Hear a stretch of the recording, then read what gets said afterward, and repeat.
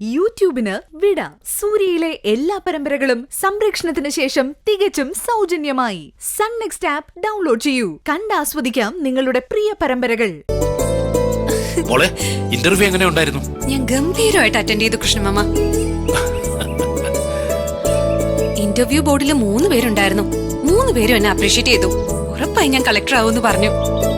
ഇത് കേൾക്കുമ്പോ തന്നെ കൃഷ്ണമാമയ്ക്ക് എന്ത് സന്തോഷമാണെന്നറിയോ? മനസ്സിന് വല്ലാത്തൊരു കുളിര.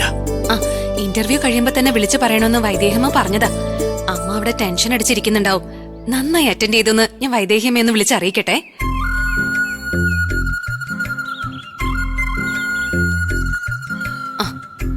അമ്മയ്ക്ക് ഞാൻ ഇന്റർവ്യൂവിന് വന്ന ശേഷം ഇരിക്കപ്പുറത്ത് ഇല്ലാന്ന് തോന്നുന്നു.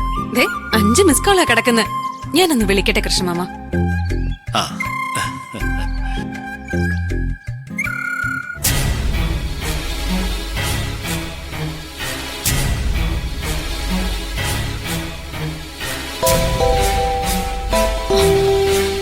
സുന്ദരി വിളിക്കുന്നു.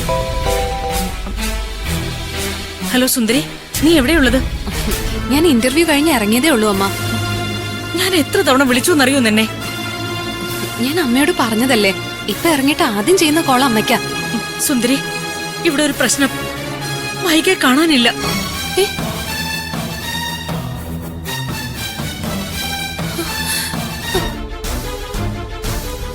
എന്താ അമ്മ ഈ പറയുന്നത്?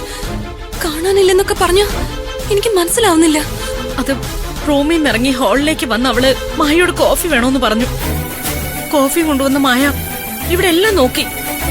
കാർത്തിക് വന്ന് നോക്കിയപ്പോ മുറ്റത്ത് കിടന്ന് കാറും കാണാനില്ല. അപ്പൊ മാഡം ഒറ്റയ്ക്ക് കാർ എടുത്തു പോയോ? എങ്ങോട്ടാ പോയെന്ന് അമ്മയ്ക്കൊന്ന് വിളിച്ചു നോക്കായിരുന്നില്ലേ? എത്ര തവണ വിളിച്ചു എന്നറിയോ? വൈക ഫോൺ എടുക്കുന്നില്ല.